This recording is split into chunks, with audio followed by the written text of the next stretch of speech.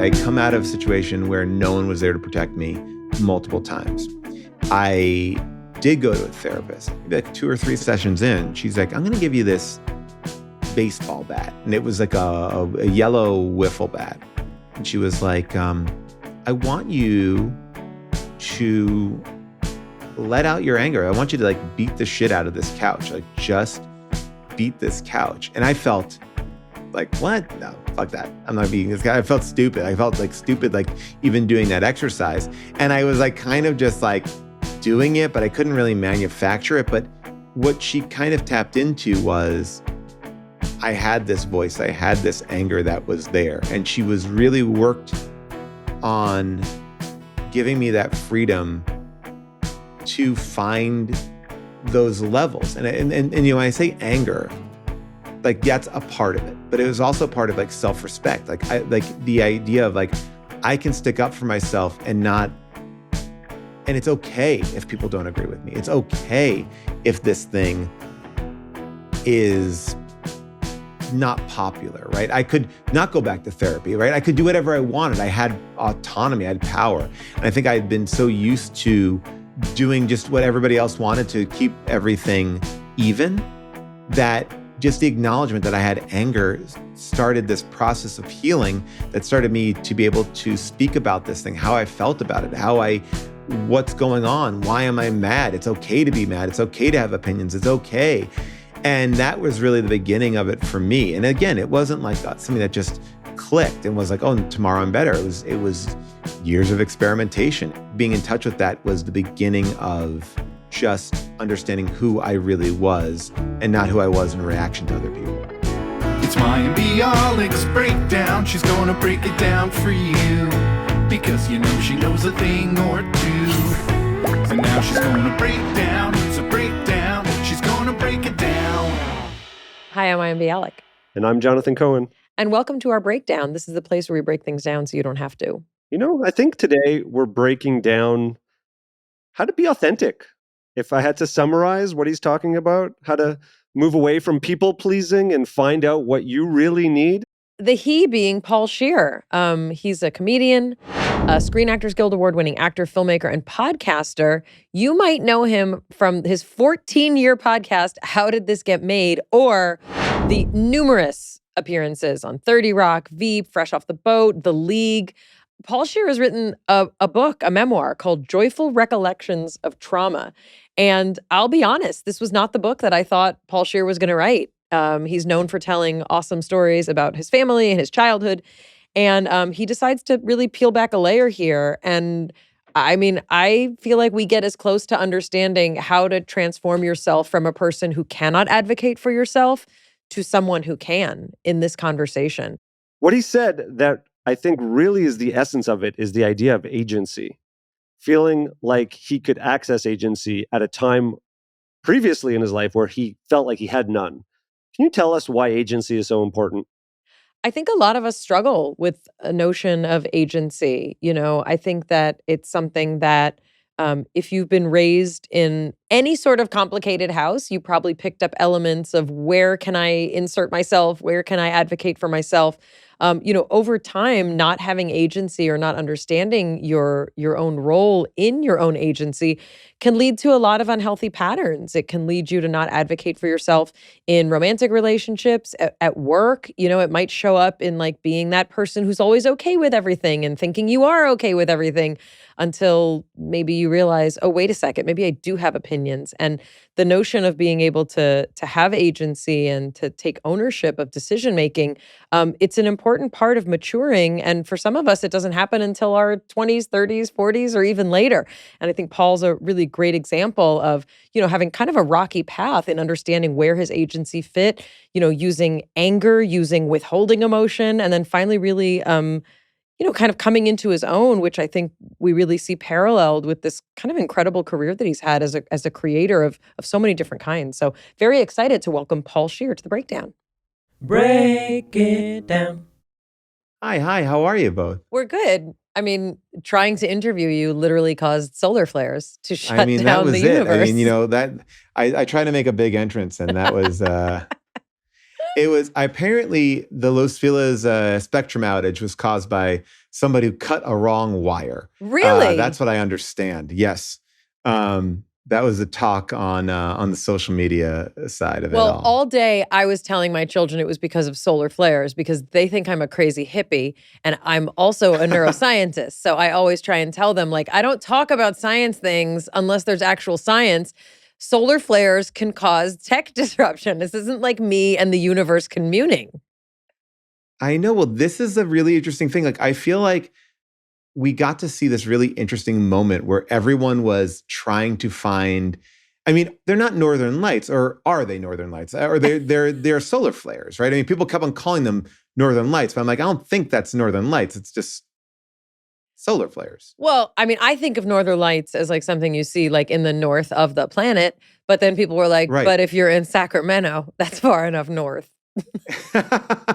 I know. I there was I think people just want to have something to post, and they thought we had spun off our axis, and a little bit they got to see these things. Well, but I think there was something to the fact that, I mean, correct me if I'm wrong, Valerie knows a lot about this and was extremely excited when the power went out. I've never seen Valerie as excited about anything in the years I've known her as when the spectrum outage happened, because she's like, I think it's because of the solar flares. It's happening. Like Mother Nature's rebelling. I wanted to believe it. I liked it.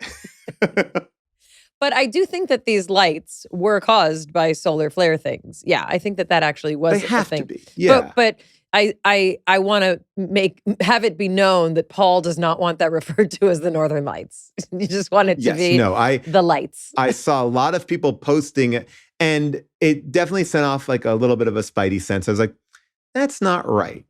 But a beautiful picture nonetheless. Yes. And, I was talking to my dad, and my dad was out there trying to chase down the Northern Lights.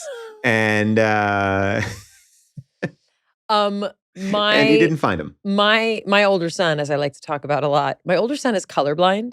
So when you show him pictures of, these lights, like, I don't know what he's seeing, but he seemed really into it. So then he's like, maybe we should try and photograph it. And I'm like, yes, let's do that. Ooh. Then I was thinking of all the cruel ways I could tell him, yes, you're seeing the Northern Lights. It's happening. It's really happening, It's interesting. Miles. I am slightly colorblind. And the amount of like shit I get for it from being like, but you can't see that. I'm like, well, I don't understand why you're giving me a hard time about what I can and cannot see. What's your colorblindness? I believe it is in the range of purples. So it's not like I will say to my wife, oh, that looks green to me, or that looks purple. Like it's in that part of the color wheel. Yep. And she's like, that looks green to you? And I'm like, yeah. Well, we've gone over it. Like, but it's like, like, whoa. I'm like, it's not stopping my life. I mean, I can see red, a yellow. I think I see purple and green. Like I see different colors. I feel like it's stopping your life. But I can't get into the nitty gritty of it all. I mean, who knows what your life and career could have been like had you been able to see all of the wavelengths. I got fascinated about how people see things lately. I've been thinking about that a lot. Like, your blue, my blue might be different. And it has nothing to even do with colorblindness. I don't know. It's like I love that idea that we can have very different ways of seeing the world in front of us. It's interesting you mentioned that because that notion of perception, it's not just sort of what we actually perceive in terms of colors, but do you see what I see? Do you feel what I feel? It's a larger question of perception, which I have particularly enjoyed exploring through my colorblind experiences with this child. I mean, he's 18, and we never told him that there are actually jobs that you can't have with certain kinds of colorblindness. Right. Because like when you mentioned the power outage was caused by someone clipping the wrong wire, you'd hate to send in a colorblind person and tell them to clip the green wire. Yeah, you can't. It's a red and green wire. Yeah, this is it. You don't want them on the bomb squad, and you don't want them doing true. work for I think they can't do surgery. Spectrum. I think it's like you don't want someone with the scalpel on the artery. Anyway. Yeah, it's a very it's an interesting thing because, you can hide it. You can't hide bad eyesight, right? Bad eyesight, but have you ever been, I know I've never been asked to just determine colors, right? So I could go through medical school. I could go through all these different things. No one's ever going to be like, okay, now it's the colorblind section of this test. That is, we let them up. My grandfather was an immigrant to this country. He was colorblind. He was a tailor. Oh, wow. This is not a great profession to be colorblind in. And we like to say, I was going to say, this is why we didn't hit it big in America, because he was colorblind. And when I discovered that my son was colorblind, and we were able to trace it because it's inherited through the mother and through my grandfather is where we got it. Right. My aunt said, well, he didn't really speak English very well, so we just thought he didn't know all the colors. But it turns out he was colorblind. He was a tailor, people. He worked in a sweatshop. I mean, one of the best professions to have as a person who doesn't speak the language, because you can.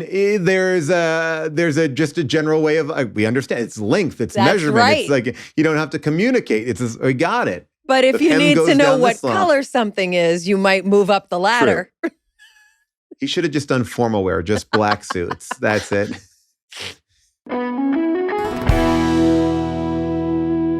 Mayim Bialik's Breakdown is supported by BetterHelp. I can't believe 2024 is half over. So much has happened this year that we're pretty proud of, both in our personal lives and with the podcast. But there's still a lot to accomplish with what's left of the year. When life goes so fast, it's really important to take a moment to celebrate the good stuff and make adjustments for the rest of the year. Therapy can help you take stock of your progress and set practical, achievable goals for the next 6 months of this year. I often feel like I have one shot to make the year great, and that's in the beginning of the year, but you can recreate your year at any time, so why not do it now? If you're thinking of starting therapy, give BetterHelp a try. It's online, designed to be convenient, flexible, suited to your schedule. You fill out a brief questionnaire to get matched with a licensed therapist. You can switch at any time for no additional charge. Take a moment, visit betterhelp.com/break today to get 10% off your first month. That's BetterHelp, HELP.com/break. Mayim Bialik's Breakdown is supported by AG1. Fueling our bodies with whole foods is so important, and every diet's going to have some nutrition gaps, including ours. That's why Jonathan and I start our days for the past years with AG1. It ensures we're supporting our whole body health and that our gut and immune health are running as smoothly as possible. AG1 is a foundational nutrition supplement that delivers daily nutrients and gut health support. It's backed by multiple research studies, so like us, you can trust what you're putting in your body. You care about the food you put in your body. Why should your supplements be any different? We trust AG1 because the entire formula is backed by multiple research studies, not just the ingredients.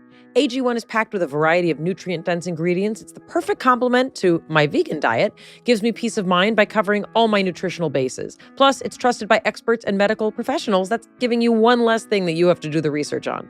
If my gut isn't functioning optimally, I know that it is more challenging to absorb nutrients from a diet, no matter how healthy I try and eat.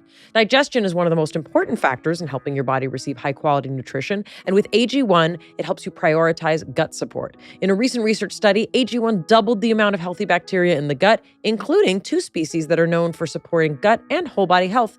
These healthy bacteria work together to break down food and are known to alleviate things like, bloating.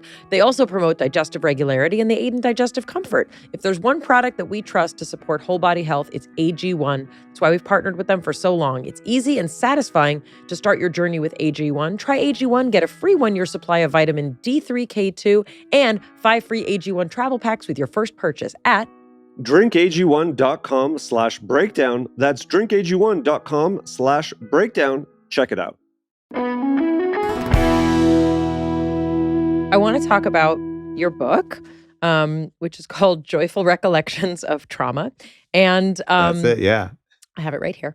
I'm going to ask a question from the introduction, which I know when I speak to authors and I say something from the introduction, you're probably like, oh, she just read the introduction. I read the whole book. And I don't care. I will ask you questions from all sorts of pages. I'm not worried about anything. You said something in the introduction that really, it really struck me. And I kept waiting for you to come back to it, but maybe it's not a thing, but I want to ask. You talk about collections and how you used to like to collect things.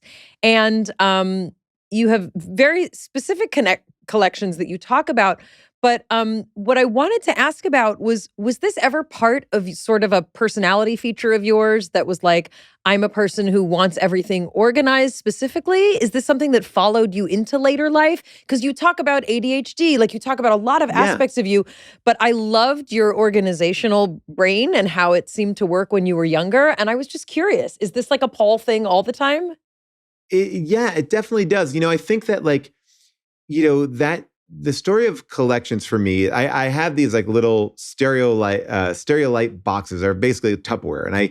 And since I was a kid, I've been putting stuff in some sort of Tupperware container, whatever it was. It's like just these mementos from my past. And I think, in many ways, the book is like this collection of these stories, like these things that are in my boxes, whether it is, an autograph from Christopher Walken or a name tag from when I worked at Blockbuster. It's sort of like this idea that I think I held on to these mementos from my life. I think part of it is a little bit of a control thing, that I would have something to look to in these moments of, chaos, or in these moments of, fear, that would kind of bring me comfort. So I kind of surrounded myself with this. And so, the book is in a way like one of my boxes. If you go in my garage right now, there is a very organized garage and a giant rack that has about maybe about like 25 boxes. And it's everything that I've ever, school newspapers from when I was in fourth grade, birth certificates, like report cards, movie ticket stubs. I have like my first concert in there. It kind of like is a version of my life, like in these boxes. And I'll go through them occasionally and see things. And it's just, oh, right, I remember that. And I think part of my process of writing this book was finding these things and talking about these things I haven't really talked about, or things I look back on. So yeah, I think it is something that's very much, I have a box right here in my house. I kind of fill them up and then I bring them out to the garage. Like they get full up, now they get full up with like certain things that my kids do that I really love, that I don't want to like throw in the trash. Cause let's be honest, when your kids create a lot of art, I'm going to keep one of 8 of those, and really after about a year, one of 20, so it's like, I think you got to keep on culling it back. But yeah, like I think I just love having these like little ways to kind of connect with my past. It makes me feel good. It's and really weird, if it's a breakup journal. No, it's very interesting. You're kind of known for, telling stories about your family, and that's something that people have enjoyed hearing. And there was a little bit of wondering if be careful what you wish for, in terms of people wanted more of you, and you were able to open up more of you. And what this book is there's a lot of funny in it. There's a lot of interesting. There's a lot of how Paul became Paul. And there's a lot of really hard stuff in it. I wonder, was there a version of this book where you were like, let's just tell the fun stuff? Or did you feel like if you're going to open it up, you wanted to really open it up? I think the book that I wound up writing is not the book that I intended to write, in the sense that, for 14 years on How Did This Get Made, I'll launch into a story from my childhood very organically, not planned, just out there. And, and I'll tell this thing about like, oh yeah, my grandma told me about this random butcher who, would break into people's houses and take kids and chop them up into chop meat. And the way they caught him was, mom was making a hamburger one night for dinner, and the chop meat looked up at her and said, "Mommy," and I look at like June and Jason, I'm like, wait, what? I'm like, yeah, just like, the butcher kills the kids into chop meat. And they're like, that's horrifying. And I'm like, oh, I guess, right? And, so there was a part of me, I was like, oh, I should just kind of just like really think and like, to your point, like look in those boxes and kind of feel like, what are some more of these fun stories? But then I realized like anecdotes are fine and they're fun and they're really good for a podcast or whatever you're talking about. But a book seems to need to carry a little bit more weight. So I kind of sat down and was like, let me write these stories in a way that I've never really done it before. Like reveal a little bit more behind the story, tell a larger part of it. Because yes, there are these things that people are horrified by. And I'm like, no, that's the funny thing. The horrifying thing is over here. And And so it started very organically. I just was writing them. And my first batch of stories that I wrote before I even sold the book or even had an agent were just that. They were loose and they were just fun. And my book agent was like, I love these. He's like, but go deeper. And I really just took that note knowing that I could edit anything I wanted to. And I did. And I just jumped into it. I was like, all right, this is interesting. And it started to become its own thing, and not to be overly artistic about it, but it felt like something that was always revealing its face to me. I didn't even really know what it was going to be until it just started to kind of craft itself, which was a really fun process. And, I think that, as an actor and this too, it's like there's certain parts of our life that we have to kind of keep separate, or I like to keep separate. And everyone has their own ways of doing that. And I felt like this part of my life I haven't shared, but not because I wanted to keep it private. It was just because I just had been so ingrained not to talk about it. And so, yeah.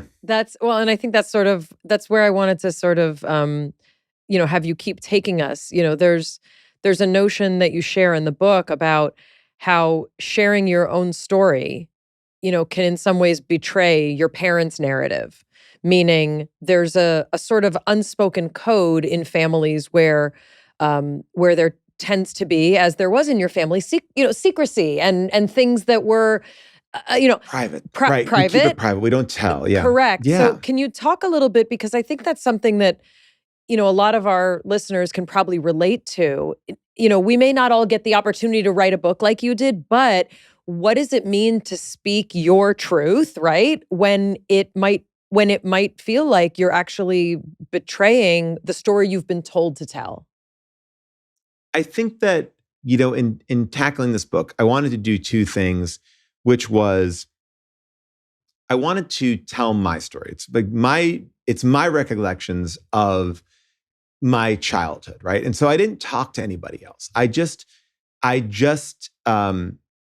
went about it very much in a vacuum. I didn't talk to my wife. I didn't talk to my parents. I didn't talk to anybody. I just kind of wanted to see what I came up with.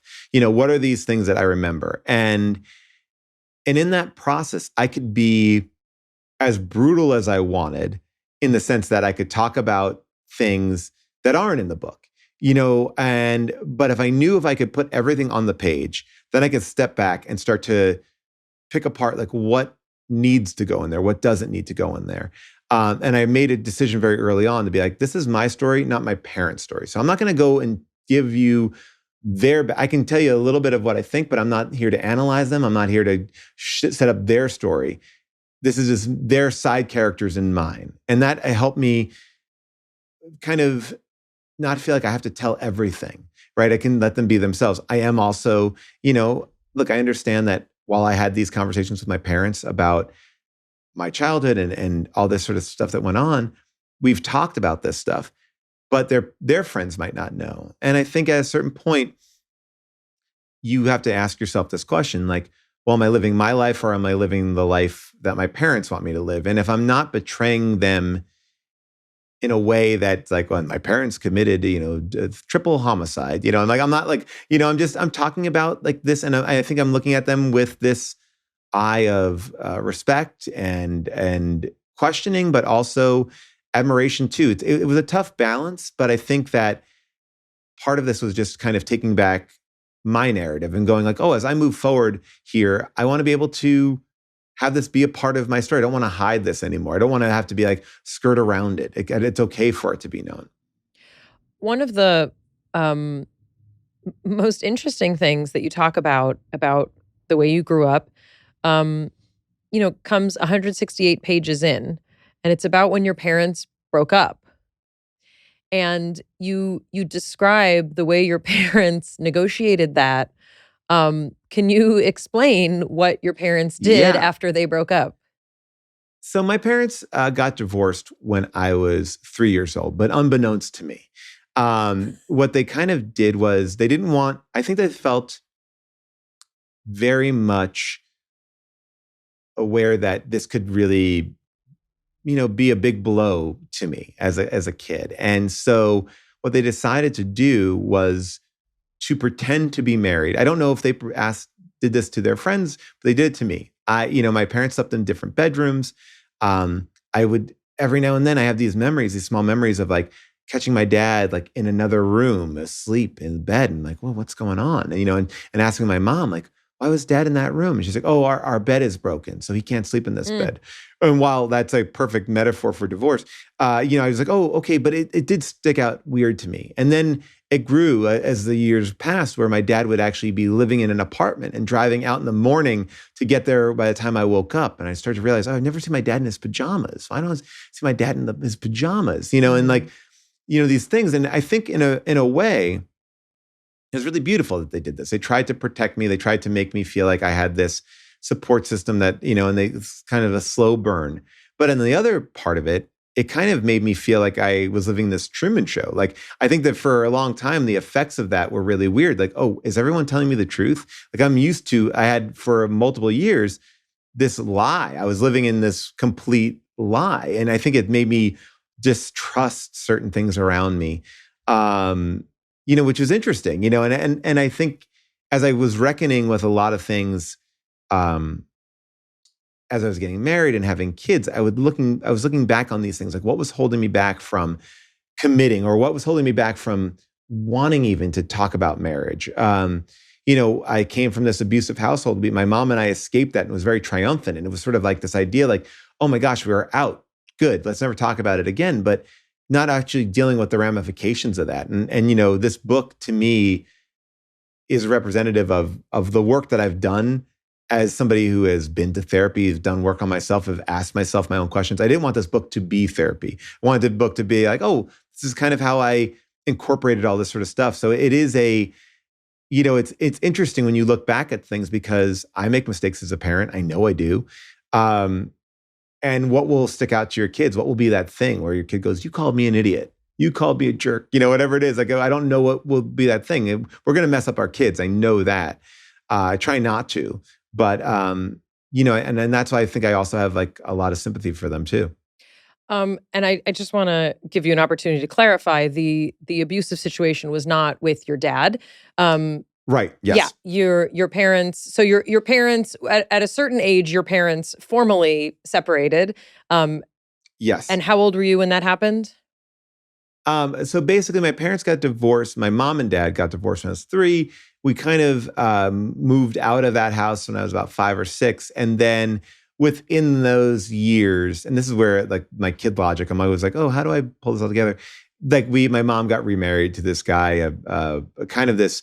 A commercial truck driver who carried himself in, they always describe it as like, he looked like he was coming off a bender. Like he was always kind of permanently hungover. He had this energy to him, a very heavy energy. And so that was where my mom and I existed in this like abusive relationship, which, honestly, for a long time too, I didn't even understand to call it abusive because it was so routine. And I think that's an interesting thing too, is like, we all get used to the way that things work. And as a kid, you just go like, oh, that's this scenario. That's what I'm going through. So kind of even talking about that and wrestling with that a little bit as well. Mayim Bialik's breakdown is supported by Nom Nom. Nom Nom is here for dog parents who know it's essential to keep mealtime exciting. It's vet developed and has enticing textures, stimulating variety, and floor-licking deliciousness. Nom Nom's outstanding quality ensures balanced nutrition and actual mealtime excitement from your pup. Their vet developed meals burst with the balanced nutrients that dogs need and the tantalizing tastes and textures that they crave to add delight to their day, because eating should be delightful. A stimulating day begins and ends with enriching meals. Nom Nom's exciting variety of vet-developed recipes burst with the nutrients dogs need and the tastes and textures they crave. Recipes are made with 100% premium ingredients, which means zero freaky fillers or funky stuff. Make mealtime your dog's favorite time. Even a little bit of Num Num can add delight to their day. There's so many ways for your dog to get their Num Num on. Serve vet-developed recipes as a full meal, offer as a tasty treat, or exercise your pup's mind and trigger their drool mechanism by hiding a spoonful in puzzles or lick mats. Say goodbye to boring dog food and give your dog a reason to run to their bowl with every meal every day. Alyssa here at our company loves her dog Chad so much, and she feels better giving him better nutrition by feeding him Num Num. Chad loves it so much he runs to the freezer every time they open it, even if it's not mealtime. That's a different problem. problem. Numbface assured or your money back guaranteed. Numbface is numb speak for dogs deliriously excited about dinner, for those of you who may be unfamiliar. Num Num's now available at chewy.com and your local PetSmart stores, or you can get 50% off your no-risk trial box by going to trynum.com/breakdown, spelled Try NOM.com/breakdown for 50% off your first subscription order. Mayim Bialik's Breakdown is supported by Nurex. Nurex's licensed medical providers possess in-depth knowledge and are there to help women take control of their healthcare journey. No more one-size-fits-all approaches, only effective, tailored solutions. Nurex providers have expertise in treating a wide range of reproductive and sexual healthcare needs. To date, Nurex has served more than 1.6 million birth control patients in the U.S. Nurex is convenient, private, and compassionate, and they provide reliable reproductive and sexual healthcare, no judgment or stigma attached. Nurex makes it easier for women to take charge of their sexual and reproductive health with comprehensive treatment options and quality integrated care all in one place. With Nurex, you've got options. Nurex offers more than 50 birth control formulas, including options for the pill, patch, or ring. They'll work with you to find the best option for your needs. Skip the in-person appointment, complete a medical consultation anytime, day or night. A Nurex provider licensed in your state will review your health history and, if medically appropriate, prescribe birth control to you. It's not always easy to access birth control. Nurex helps women take back their autonomy with fast and affordable care. Nurex accepts many major insurances to pay for your birth control prescription, which can help cut down on out-of-pocket costs. Nurex is accessible and private. Get your birth control delivered straight to your door in discreet packaging. No trips to the pharmacy necessary. Nurex helps women be their own best advocates. You can count on Nurex to listen and understand you. With access to 24/7 care and support, you have the freedom to ask questions, get the answers when you need it most. Thanks to Nurex for sponsoring this podcast. Taking control of your reproductive health starts here. Go to nurex.com/break to get started. That's NURX.com/break. Results may vary, not offered in every state. Medications prescribed only if clinically appropriate. Consultation required. Mayim Bialik's Breakdown is supported by Airbnb. Jonathan and I both love staying in Airbnbs, especially when we're away for somewhere longer than a day or two. Helps me keep my nutrition on track. If I have a kitchen where I can, cook and do all the things that I need. One of my other favorite things about staying in Airbnbs is you get to stay in a novel place every time. You never stay in the same place twice. And it kind of feels like you're home away from home. I know so many people who could be hosting their spaces while they're away so that other people can enjoy them. And a lot of people don't realize they might have an Airbnb of their own right under their noses. You might be thinking, my space couldn't be an Airbnb, but you know what? That's not true. If you're concerned about the time commitment, you can Airbnb your place even just like a few weeks a year when you're traveling, especially if you're someone who loves to host. All those little details that really elevate a space and make it unique, that really matters. Airbnb hosting is a way to earn extra money and make sure that your space is being utilized, even if it's just when you're out of town. Your home might be worth more than you think. Find out how much at airbnb.com/host. This was, some of the, the most painful parts of the book. You describe really with a lot of specificity and a lot of real eloquence, kind of that double bind that you live in when you're living, Right. Under abuse like that. And I think what really, I had a lot of questions as I was reading it because, I wondered, it's one thing to write about, let's say, your parents, but I wonder that experience of sort of, it's a confrontation as a writer, to be able to put into words the abuse that, not only the abuse that you experienced, but, you tried to get help and could not. That broke my heart when your dad, you said your dad didn't know how to deal with it. Your mom, obviously, it was a very dramatic escape that you and your mom made. And you were not, Yeah. you got to sort of confront this person. And I had so many questions about that. What was that process like? Did it feel healing? Was it scary? Like, I'm scared for you just hearing about this Oh, person, and seeing yeah. what it was like Yeah. to kind of go over that. To me, it was something that I've been dealing with for a long time. And so writing it down was really about trying to figure out what is crucial to the story that I need to tell Mm. and what are details that don't need to be in there. You know, it's funny. My mom just recently read the book. Oh. And she's like, oh, I'm surprised you didn't go into more detail in certain things. I'm like, I don't think that there's a part of me that's like, I don't think that we need it. I think we can go like, we can understand what was going on. We don't have to go through every little moment. And I think for me, it was trying to find that balance of making something that's actually entertaining and fun, but also really looking back and kind of, I think for the first time, this book represents me putting everything in order. Like, I think very much like the boxes that I have, you know, there's different things in each box. And I kind of laid them out to tell like one story, and seeing it as one story, I started to see these connections that I kind of had missed. You know, it's like, yes, I can be upset with my dad for not coming in and rescuing me from that situation. But am I holding him to a higher standard than, you know, when Child Protective Services came to our house, you know, to talk about what was going on and never interviewed me and left without anything, or going to a family therapist and telling that therapist like what was going on, and that therapist going, all right, I'll protect you. So many people, I think, wanted to protect, wanted to help, and didn't know how. And I think that that's a part of that is the time that we lived in. I think people have an ability to connect and find these things and understand how to help. I think back then people were a little bit lost about what to do. It's easy to go back and say, you should have, you could have. And you know, my point of view on what I would do is based on living through it. It just is different. You know, my parents didn't live through it. So I think, you know, for me, it's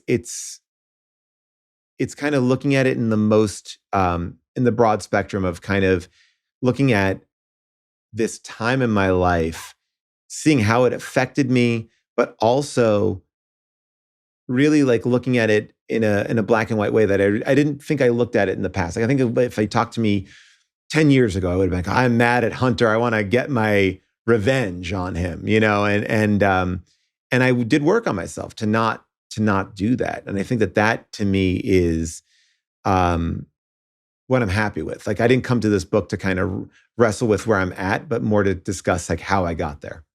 You speak about it now, Paul, with a lot of objectivity, you know, like when you talk about the therapist, for example, that section as a reader is really emotionally difficult because like you're screaming to the therapist with today's standards to be like, what are you doing? Why aren't you intervening? How are you giving these warnings? And like, you know, just so to reflect back of like someone who's just reading this as an observer, it's like what's happening here? It's like, yeah. So it's very hard not to be infuriated. I think that like, but I think there's a part of this is the world that we live in. Not to say that you can't trust anybody, but sometimes you just don't have all those tools at your disposal. And you think, oh my gosh, everything will work out in a very black and white way. And if you just do this, you'll just do that. And you know, it's like, and I think that that's one of the things that is kind of healing in a way, that no one knew what to do and everyone had their own ideas of how to deal with it.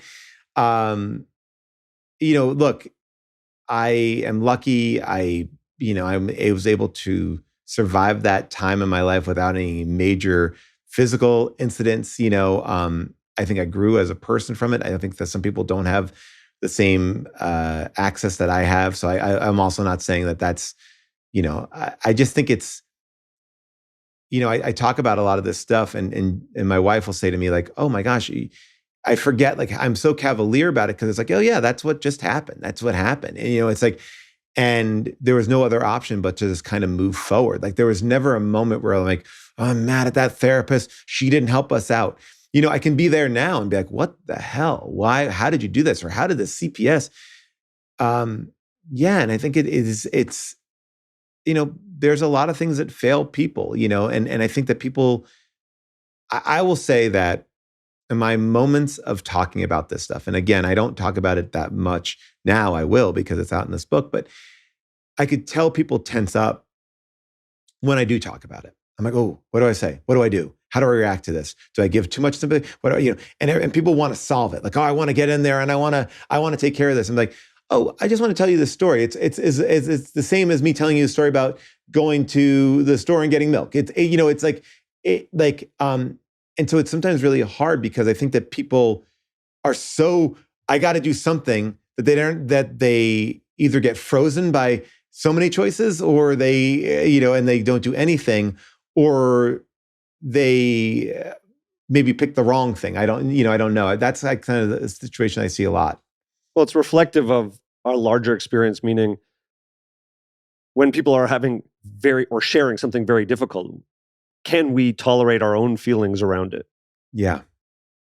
Do we want to just fix it versus just like, wow, I recognize that what you went through is like enormously impactful. And that, just like to share that with someone, to be like, you presented in this way that is very objective, and then it's going to bring up a lot of emotions in other people, and then that's its own form of I don't know if it's healing is the right word, but it is something to look at.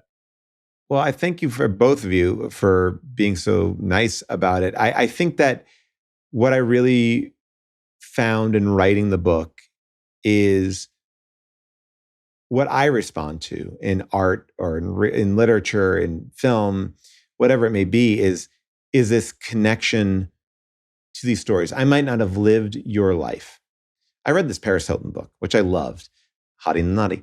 And in her book, she talks about her parents like sending her away to this essentially like bad kids camp / school, like a boarding school. And I was never put in that situation. But the way that she describes this world is so raw, it's so real. And I feel like it activates something in me, something I can find. It may not be that I went to that same school. It may not be that I had that same experience, but there are these things. And I feel like when you have these true conversations, and we're in a world of social media and quick bites and like get to the point as quick as you can, and that you don't often have a chance to find empathy. And, going back to our kids and watching movies, I was talking to David Lowery, who's this director, great director, and I showed my kids E.T. for the first time, and I watched them cry when E.T. dies, and I'm like, oh right, they're not going to get this from Despicable Me 2. They're not getting this moment of empathy, and that's like what made me me. Like I love these movies, I love all this stuff because I cried in Madam Web, because there's something there. There's something that's giving me some connection to emotion. And I feel like it's important for us as a society to do this. And I'm not saying I'm doing that. I'm just saying, but in some little part, I think that like when you put yourself out there in that way, it may not be that you're connecting with one person's exact same thing, but you give people a chance to process. And I love that. And one of the chapters I wanted to take out was finding out that I did have ADHD as I was an older person. I was like, this feels so stupid to me. I don't want to talk about this. I feel like this is like everyone's gonna, and I was like, I don't want to, and I was so upset about it. And my wife's like, you have to please leave that in. And it's been one of those chapters that people talk to me about, like, oh my gosh, my husband is this, and I've been dealing with it, and it's helped me understand them. I'm like, oh, it's like I was embarrassed to feel like that felt too naked to me to share this thing. And so I feel like what I've learned is like, okay, if I can share it and it can be funny and real, and I think it's worthwhile. But there are things that like your instincts will say, I don't want to be that person. I don't want to share that detail. But it's the stuff that brings you in. Mm. This stepfather that I had, it was like we were siblings. The difference was that he was a 40-year-old man who was, much bigger and stronger than me. And after really this, these years of just kind of say mercy, free yourself and say mercy, like this kind of just let me win. I decided to fight back. And that kind of started a second stage of our relationship, where I could get in his face and feel like I could, fight back verbally, physically. Again, he's still going to kick my ass because he's bigger, but I can at least get some sucker punches in. And that kind of energy, everybody who was a threat, regardless of what it was, would be like, I would just go to that mode, which is unfair. It would be like, like, oh, we're there. I'm going to fight you like I fight a 40-year-old man, and I think people would see me on a playground or something like that, and it would be like, whoa. And I luckily I got away with a lot of it because people are like, oh, you must have provoked him in such a way because he's a nice kid. He's a good kid, but I could switch really quickly. And I feel like, wrestling with that and kind of figuring out not wanting to be that person who is so quick to anger and violence. And my first reaction was like, oh, I won't ever be angry and I will never be violent. And then it was kind of like learning how to like make that on-off switch into more of a dial. Like I can have anger. Not violent, but I can, but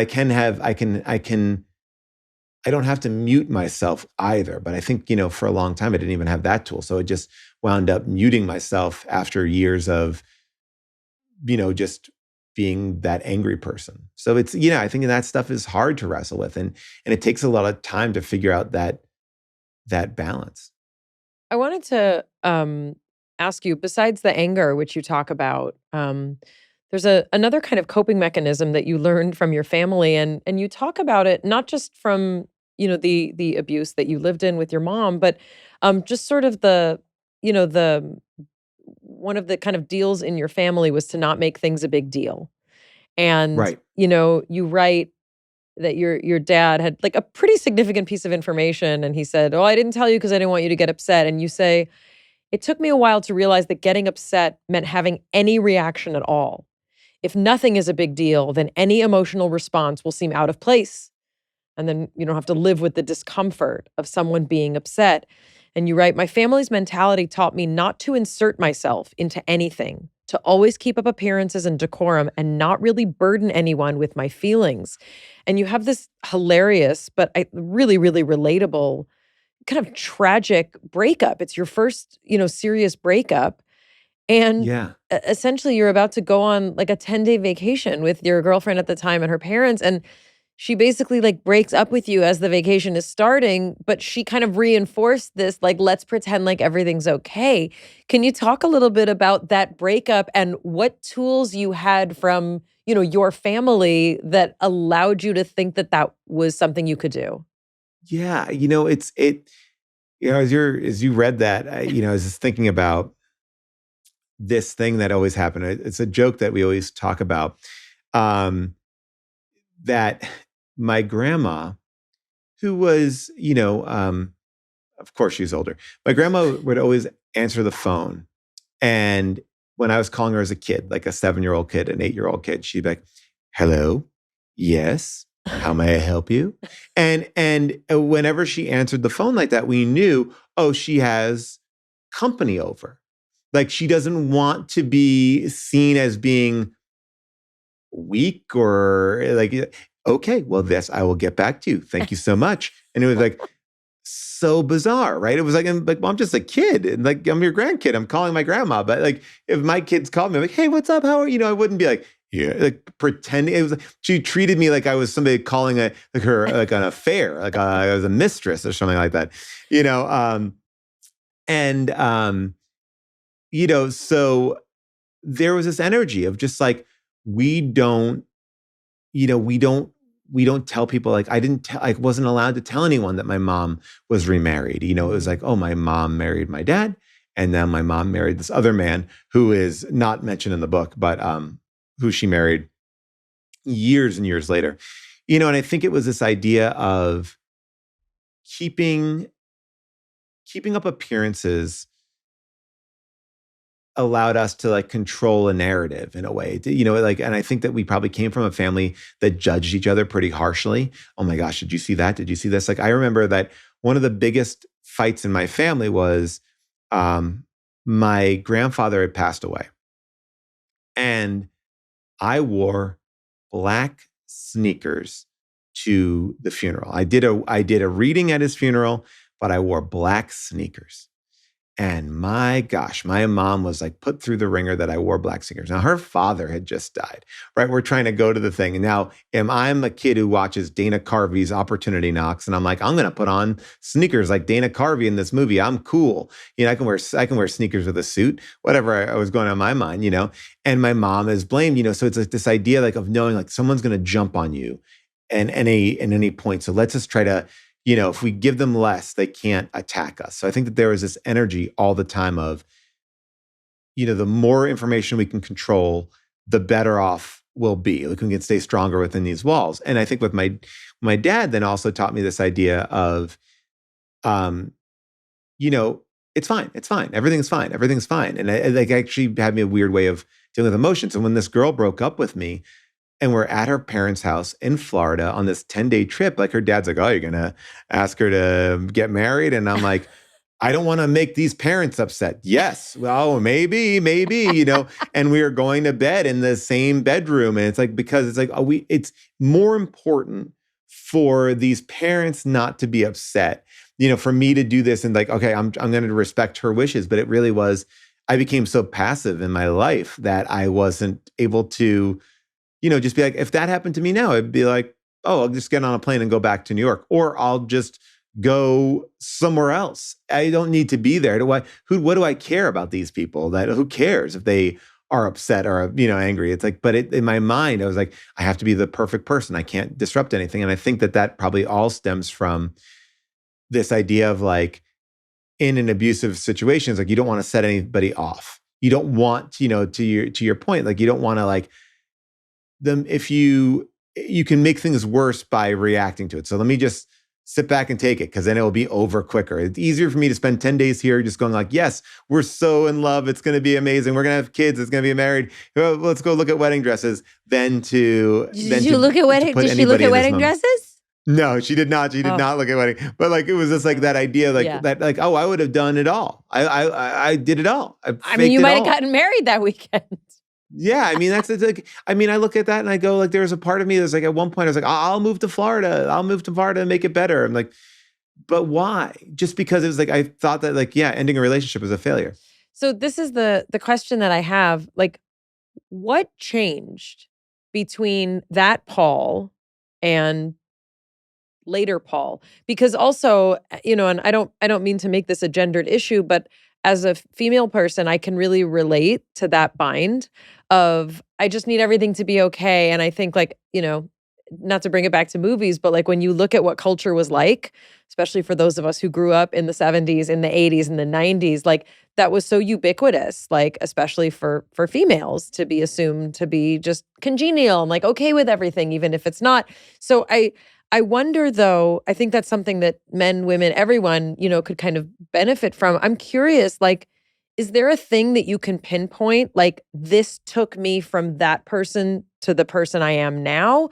Like, was it therapy? Was it just getting older, being more mature? Like, what's the thing? Because I think a lot of people want to know what that is. How would I know how to step into my power when it's something so clear, right? Like looking back now, you'd say, well, of course I should have said to her, wow, this is awkward and unfortunate, but I'm not going to be comfortable pretending that we're dating for the next 10 days. Yeah, so what's the thing? Like, what's the magic sauce here? I think the answer is different probably for everybody. But for me, the beginning of my journey, but I went on for many a year, and still to a certain degree, wrestling with, came from trusting this process of therapy. I come out of a situation where no one was there to protect me multiple times. I did go to a therapist. I did these things that no one was there for the mess. So I didn't want to make a mess, right? So I had to deal with it myself. So I didn't even realize that I was doing anything wrong until I was going through a breakup with this woman, and we went to couples therapy to see if we could salvage anything. We didn't. She left, and the therapist reached out to me and said, would you like to continue? And whatever reason, I think part of it probably started off from this idea of like, well, yes, I want to be the good. If she's going to pick her favorite in that relationship, I will keep on going, because that's, then I'm doing it, right? So I started off there, and as we were talking about stuff, maybe like 2 or 3 sessions in, she's like, I'm going to give you this baseball bat, and it was like a yellow wiffle bat, and she's like, wiffle ball bat, and she was like, I want you to let out your anger. I want you to like beat the shit out of this couch. Like just beat this couch. And I felt Like, what? No, fuck that. I'm not being this guy. I felt stupid. I felt like stupid, like even doing that exercise. And I was like kind of just like doing it, but I couldn't really manufacture it. But what she kind of tapped into was I had this voice, I had this anger that was there. And she was really worked on giving me that freedom to find those levels. And you know, when I say anger, like, yeah, it's a part of it, but it was also part of like self-respect. Like like the idea of like,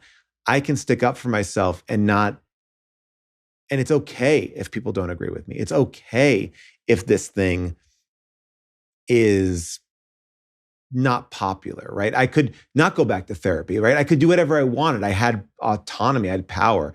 And I think I had been so used to doing just what everybody else wanted to keep everything even, that just the acknowledgement that I had anger started this process of healing that started me to be able to speak about this thing, how I felt about it, what's going on, why am I mad? It's okay to be mad. It's okay to have opinions. It's okay. And that was really the beginning of it for me. And again, it wasn't like something that just clicked and was like, oh, tomorrow I'm better. It was years of experimentation. It was, you know, one of the best things for me in that time was dating. I got to go out on these dates and I could just be who I was. I didn't have to hide who I was. I wasn't trying to be a perfect boyfriend. I was just me. If you like me, you like me. And if you don't like me, you don't like me. And that's fine. We'll go on another date with somebody else. And I think that there was a real, you know, it was a real freeing moment for me to not have to be perfect, but to be this other thing and not like something and not want to call somebody back and not want to go out. Like, I think for me that even that idea was foreign. Like, well, if I went on a date, it's up to the girl. Like, if the girl wants to go back out again and I don't, I'm going to go back out on a date. Like, it just was, I was so passive.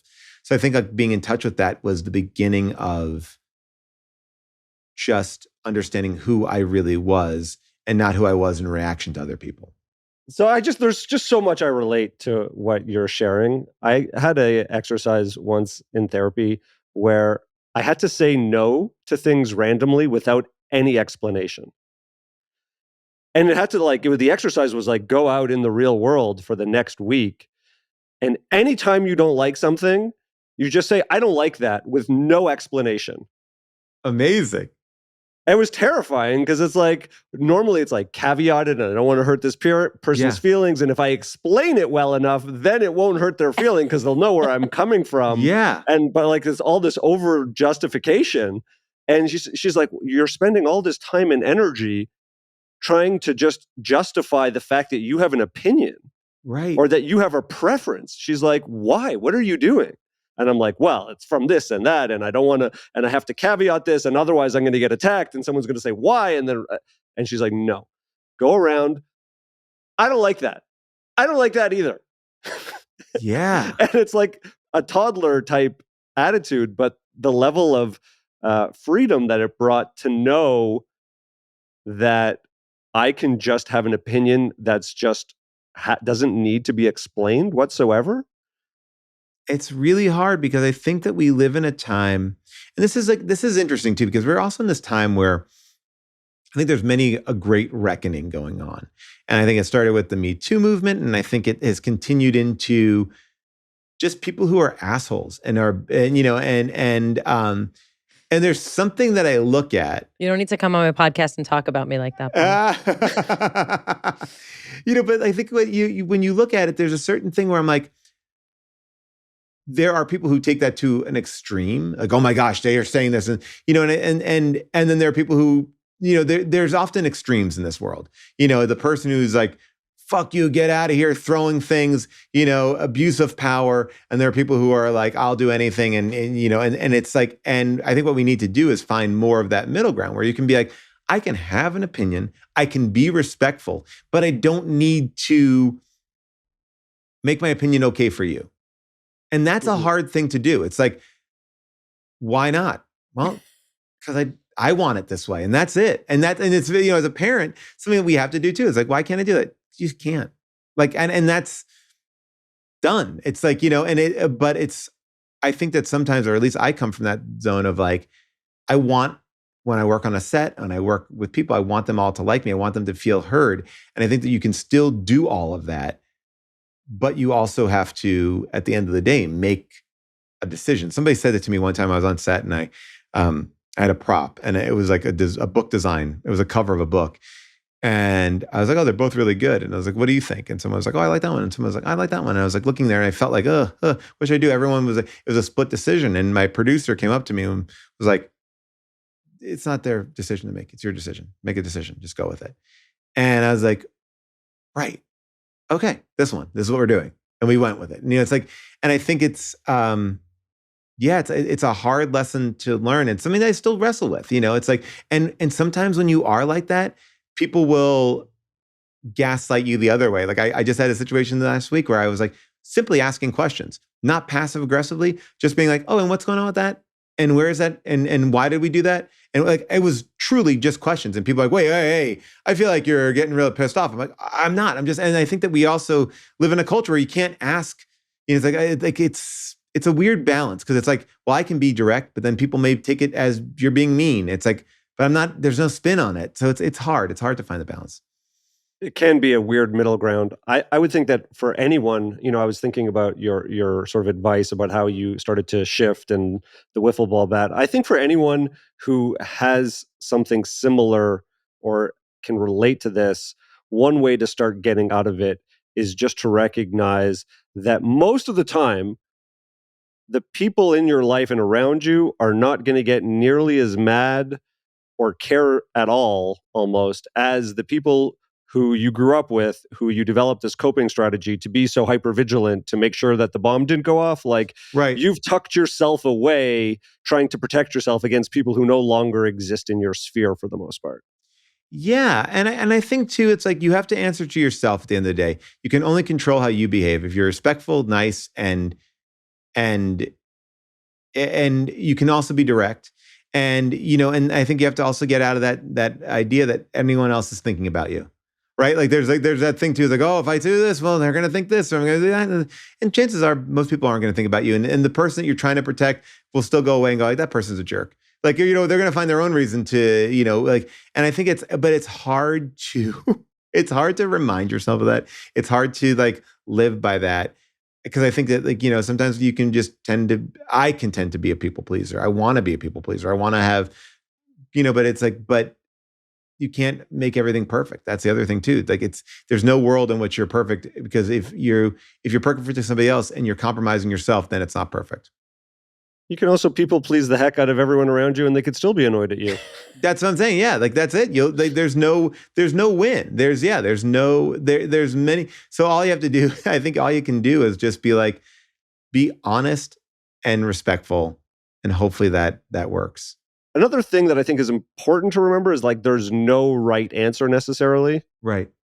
There's often a series of, let's kind of 6 of one, half a dozen of another. Yeah. And it doesn't really, really matter. And I always was kind of that messed with my head a little bit, because I always was taught there's a right answer to things, Well, I talk about this all the time. Like when people ask me for advice, career advice, I can tell you what I did, but that career you cannot replicate it. Because you had to be at a certain place in New York at a certain time with a certain amount of people. It's like, but what I can tell you is, at the end of the day, what my career is working with like-minded people that I love to be with, who challenge me and also support me. And when I was writing that chapter, I don't write that much about working in the business in the book. It's kind of on the side.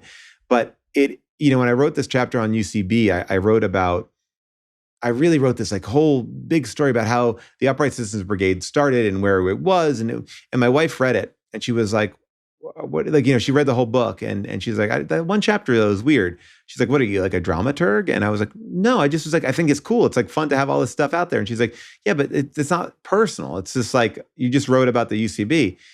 And I realized very much, I was like, oh, what I'm writing about in that chapter, to some degree, is I found my grouping of people that really helped me after, finding people that weren't there and kind of building this clan around me. And that's the takeaway. That's the life lesson. And I feel like you're right. There's no right way to be. There's no, my mom is very much a black and white person. Like if it's in a book, I'm going to react that way. It's like, and that's not life. You just have to be like, it's constantly just kind of taking information and just going like, I have a set of rules that I like to live by, and hopefully I can fulfill it that way. The one part of the book that you mentioned that, you kind of wanted to take out, you speak very candidly about ADHD and that sort of later life diagnosis and, how medication really like shifted so much for you. The one thing I wanted to ask you about that, because this is obviously one of these things that a lot of people are self-diagnosing, and it's a lot on TikTok and social media, and as with many things, this is a spectrum. So there's a spectrum of behaviors, Right. So there's a lot of things that you may have features, whatever. But you speak about a really specific shift that you saw. And I wonder if you can talk about, as a comedian, as a writer, as a creator, did you notice anything different? I'm curious if you noticed anything negative or anything positive. Yeah, I have a friend that I've known for a very long time, and his name is Tom. And Tom was like, he's like, why? Can I ask you a question? I'm like, yeah. He's like, why do you go to therapy? And I was like, well, what do you mean? He's like, well, I mean, that's going to make you not funny. And I'm like, no, it doesn't make you like, it doesn't like, he's like, yeah, if you fix the problems, then you're not going to be interesting anymore. And I think that That's there's funny. a part He thinks of that, that therapy right? fixes problems. Yeah. And I think that there's like that idea, like, oh, that if you do any sort of self-examination, you are going to lose that edge. But truthfully, I think I found self-examination actually makes me more open to so many more opportunities and ways to go and ways to see the world. And so that ADHD, this wrestling that I had with like the medication of it, and I'm on a very low dose, and I also don't, this is not prescriptive. I'm not saying that everybody should be on medication. I don't, to me, this thing, really doesn't affect me in a way where I notice a difference. The difference that I notice is that I can stay like my impulses are dampened in a good way. Like that urge to interrupt, that urge to go and do something else, that urge to multitask. Like I can focus in a way. It didn't like change my personality. It's not like, oh, I would never have written this if I wasn't on that. It's like, no, I would have written it. It would just take me like 4 weeks longer. Like, I would have stayed up until 5 a.m. Like, those are the differences. Like, so it like, that's what I found. But I also know that I've talked to people who are on different doses. I think that this is part of it too, is you watch these things on TikTok, you watch these things on Instagram. And all of a sudden, I'm watching this guy, whether he's telling you this is the best way to stretch out your back, or this person's telling you this is a sign of autism or ADHD. It's like, and you are? And what's your background? Like, but like you see it quickly, where I'm not looking at who this person, I'm like, oh yeah, click, click, click. It's like, you're just looking immediately and you do like that. Is that person an expert? You have to approach this stuff with a person that can guide you on some level, like talk to you, like that you can experiment with. It's not like the self-diagnosis. Like I self-diagnosed myself from someone on Twitter, and that allowed me to then go and then do the real work. Like if that kicks you, like let that kick you, like let that be a kick in your, like to kick you to another level. But I find it funny. It's like, why are we following all these people that are just, everyone can get on TikTok or Instagram, like, I'm an expert in this, I know this. I'm like, I don't, why would I trust this automatically? I don't know. Mayim and I diagnosed each other on an episode of the podcast. She made us take a questionnaire. We haven't released it yet. Well, what's funny is we each thought the other one was more ADHD than the other. Jonathan has most of the externalizing features of ADHD, and I have most of the internalizing features. So together we are the perfect ADHD formula. I love it. You guys are you've come together to form like the perfect Voltron. We're the or Wonder Twins of attention deficit disorder. It's such an interesting thing. It's like, and I think what it's done for me to like understand it is like all these things I thought were quirks, or these things that I'm like, I'd feel bad about. Like it's actually like alleviated so much of that in my life. Like, it's like, I could stay up thinking about an incident that happened at a CVS 8 years ago and be like, oh, I was such an idiot to that cash register person.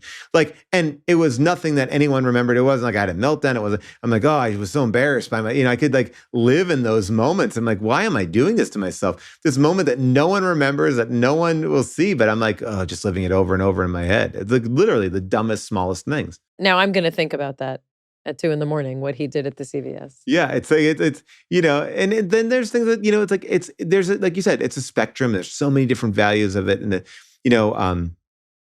but it's good to, I think, examine it, because then now when I see it in myself, I'm like, oh, I know what that is. I'm spiraling right now. I'm feeling like everybody hates me because that's triggering this thing. I got it. Okay, I can get through it instead of just sitting there and being, oh no, what did I do? It's like, I think that's the most important thing. So I have my very own personal, how did this get made? This shouldn't have been made. Why did it get made? That just runs through my head all the time, because I am a purveyor of horrible movies. I love it. And in particular, I specialize in Nicolas Cage. Love a Nick Cage movie, yes. I specialize in, Denzel Washington, like anything that Denzel is in. Denzel Washington is interesting because he's in many good movies, but I would say that Denzel Washington always good in bad movies. Yes. Like there's a difference. There's like a slight difference. It's like, oh, he makes it watchable, even though this is insane. 100%. I also like bad Mel Gibson movies. Can't beat a bad Mel Gibson you movie. can't. And Jonathan just thought that this is such a funny pairing because you and I also, I'm sure we know many, many people in common. Just reading through your book, I was like, oh, I almost was at parties with you, I think, for my whole life. But this connection was kind of the funniest because— But you stayed home. That's right, I do stay home. But this was kind of something that I was so excited to get to talk to you about, because it's such a brilliant idea that so many of us, have been sort of playing in our heads. How did you come up with this idea to basically make an entire universe around, it doesn't have to be critical, judgmental in a bad way, but it's really poking fun at an aspect of our industry that needs to be poked at. Well, for me, when we started doing How Did This Get Made, which is a podcast that I do with June Diane Raphael and Jason Mantzoukas, we were doing it at a time when no one had podcasts. We started it 14 years ago, wow. Right? So when you would tell people, oh yeah, we have a podcast, they're like, oh, what's that? And they're like, okay, it's like radio, but you got to get an app and you got to download the app, so it was really at a time where there wasn't so much out there. And everyone was kind of trying to find their own little niche in it. And when we first started talking, it was Jason, June, and I were sitting at a party. We were off in the corner, and June and I had just seen Wall Street 2, Money Never Sleeps. Great title. And we were explaining this movie to Jason, and it was so insane. It's like Wall Street was such a great 80s movie, and then you bringing it back, and Shia LaBeouf is in it, and it's like he's the new Charlie Sheen, but it's a mess. It's a mess of a movie. And we're explaining like this bizarre film that also ends like one of those old school IMAX movies that I just remember, like balloons going up into the sky, and it was like kind of pretty balloons. I'm like, what is this movie? And Jason says, as we were talking, he's like, this is a podcast. I'm like, oh, right. This is what I do with my friends all the time. I was like, well, it's only a podcast if you want to do it with us. And he's like, all right, let's do it. And because to me, growing up, I would go see a movie, walk across the street to like the Denny's or the Bob's Big Boy, because it changed ownership twice. And we would just sit there with our friends and just talk about what we saw, good or bad, right? It just was like a place to like decompress and also just stay out just a little bit later, because as a kid, we weren't allowed to do that much stuff. We could go see a movie and have, French fries. And it really was something that just started very organically. And you're like, yeah, I love a Nick Cage movie. I love movies in general. And I think that Jason, June, and I, we all are writers and producers and actors and directors. So we all have an appreciation for how these things are made. We all know that no one goes into a movie with the want of it to be bad or even thinking it could be bad. Because I've been on movies where I'm like, you know what, this is going to suck. And then it comes out and be like, whoa, people love this thing. This is great. All right. And it turned out really good. Sometimes you don't see it. Sometimes, you know, you think it's going to be great and then no one sees it. So it's hard. It's hard, you know, to do this. So yeah, we've done it for 14 years as like a side project for all of us. And we just love coming back to it. I mean, there's never, as long as Netflix is making independent or making originals, we're going to have plenty of movies to talk about. And then there's also just things that we have not yet seen that always blow my mind. Yeah, the Denzel movie that I've seen more than twice, which I really shouldn't, is called Out of Time. It has Eva Longoria in it. Oh, great one. Yeah. It's so good. Does that have the Groundhog Day vibe to it? Or is it no, like, that's a different one. Okay. No, that's a different one. Got it. All right. You know, I mean, also Mighty Quinn, which was a 1989 Denzel Washington movie, is that I'm very familiar that with, one. yes. You could watch that on drugs or not on drugs, and it would be equally awesome. Oh, the one that I love is the Denzel Washington movie with Russell Crowe. First time he's in a movie in the States. Oh, he yes. is like a computer-generated villain. Yes. Like an AI villain. And oh, man, it's good. I'm curious, Paul, have you gotten any like flack from either the stars or directors or creators of any of these movies that have been maybe a little, you've called out how questionable they are? You know, look, I think that we approach this very much with respect. You know, so we never really try to attack the filmmakers. I think a lot of times we'll have these conversations. Why would they do this? Like, you know, we just watched Madame Web, and you know, and at certain points, Madame Web, she like leaves these kids just alone. She's like, all right, you guys stay in the forest. I'll be back. And she goes away for a couple days, or she's like, you guys stay here. I'm going to go to Peru. She's always like leaving these kids. So we'll get into this conversation, not about Dakota Johnson and her style of acting as much as we'll be like, why does this character constantly leave these people that she's trying to protect alone and without any protection? So we get into the weeds with that.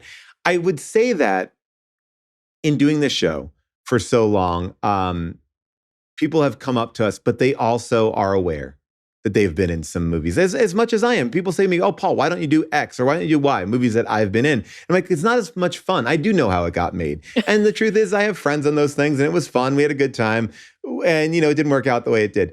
It's more fun to just go in and just enjoy them. I think the one time that I was most shocked is I was in an episode of The Goldbergs, and it was right when COVID started lifting, and we were back on set, but it was still weird. Everyone had to kind of keep distances and everything like that, and so we were kind of separate from the director. She was around, but she was wearing a mask. I didn't really see her. And in the middle of the day, she comes up to me and she goes, "I'm the naughty," and I'm like, "What?" And we had done this movie called The Hottie and the Naughty. Oh, no. Paris Hilton. And this director, she was the naughty, and then there's this moment where you wait because it may be like, you guys kind of went hard on us. We were just having fun, or it could be like, oh, and I know, isn't it so crazy? And it's like always that's that longest moment from you talked about my movie on your show, and then you just have to kind of wait. Beat. She's like, oh, wasn't it crazy? Like, yes, it was. Thank God. Boom, we'll get out of there. You know, it's like it's tricky, but you know, like. You could do whatever. It's often not based on one person's performance, you know.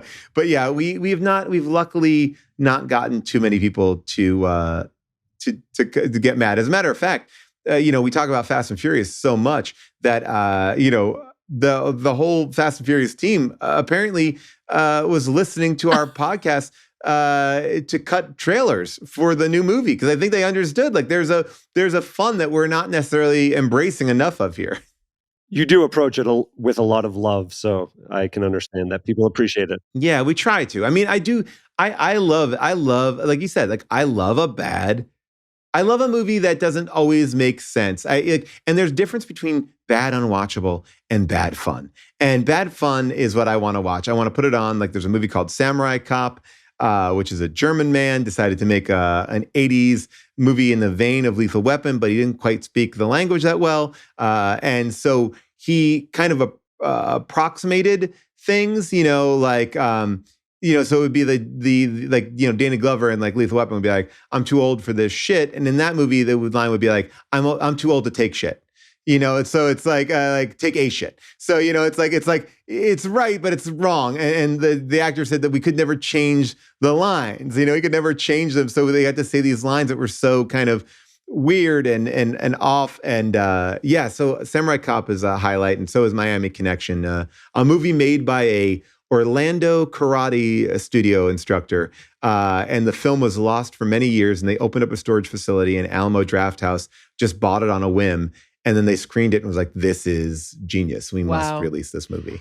I've also seen more Liam Neeson movies than I'm really comfortable giving you the number of. But I have a game where we just put all of his posters together. They all look identical. Okay, so that's what I was going to say. So what I specialize in when I sort of, lock into this world is the similarities are astounding. I mean, it's crazy. I love a Kevin Costner movie also. So there's a category of movies that you could literally insert Nicolas Cage, Liam Neeson, and on a good day like Mel Gibson or Kevin Costner into the same exact Bruce Willis. I mean, I've done them all. I've really done them all. And this is just in parallel to your existence, meaning I didn't even know that I was creating my own podcast in my head. You have you have it. I have it. However, I have these two children who are 15 and 18 now.